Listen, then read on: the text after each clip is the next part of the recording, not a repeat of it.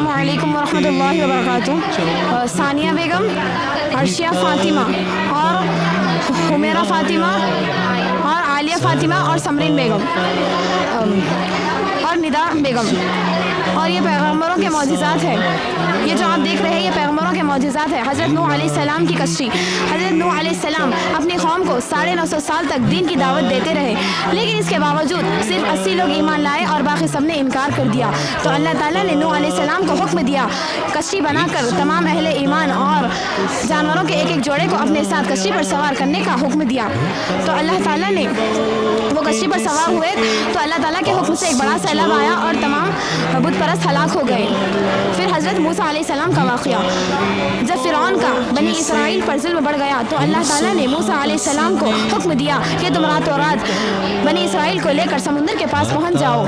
جب یہ خبر فرعون کو ہوئی تو فرعون بھی ان کا پیچھا کرتے ہوئے سمندر کے پاس پہنچ گیا. حضرت موسیٰ علیہ السلام نے سمندر پر اللہ کے حکم سے عصا مارا یعنی لاٹھی ماری تو سمندر میں راستہ نکل آیا. حضرت موسیٰ علیہ السلام اور بنی اسرائیل آگے نکل گئے اور فرعون اور اس کا لشکر بھی سمندر میں غرق ہو گئے. حضرت یونس علیہ السلام کا واقعہ. حضرت یونس علیہ السلام اپنی قوم سے بیزار ہو کر دوسرے شہر ہجرت کرنے کے غرض سے کشتی پر سوار ہوئے تو کشتی ڈگمگانے لگی. کشتی والوں نے قرآن نازل کر کے یونس علیہ السلام کو سمندر میں پھینک دیا تو اللہ تعالیٰ کے حکم سے مچھلی نے ان کو نگل لیا اور اپنے پیٹ میں 40 دن تک حفاظت سے رکھا. پھر انہوں نے اللہ سے دعا کی لا الہ الا انت سبحانک انی کنت من الظالمین تو اللہ تعالیٰ نے ان کو بخش دیا. حضرت محمد مصطفیٰ صلی اللہ علیہ وسلم کا واقعہ. ایک دفعہ آپ صلی اللہ علیہ وسلم جبل ابو قیس پر بیٹھے ہوئے تھے یعنی ابو قیس نامی پہاڑ پر بیٹھے ہوئے تھے. ابو جہل آیا اور ان سے کہا اگر آپ اللہ کے سچے رسول ہیں تو چاند کے 2 ٹکڑے کر کے دکھاؤ.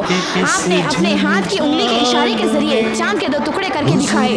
پھر آپ نے اسی طرح کیا، اپنے ہاتھ کی انگلی کے ذریعے چاند کو ملا دیا. پھر بھی ابو جہل ایمان نہیں لایا. اس کے اور بھی انبیاء اکرام کے اور بھی معجزات ہیں، اس کا معلوم کرنا مسلمانوں کے لیے ضروری ہے. السلام علیکم. فقر بن کر اپنی حالت کی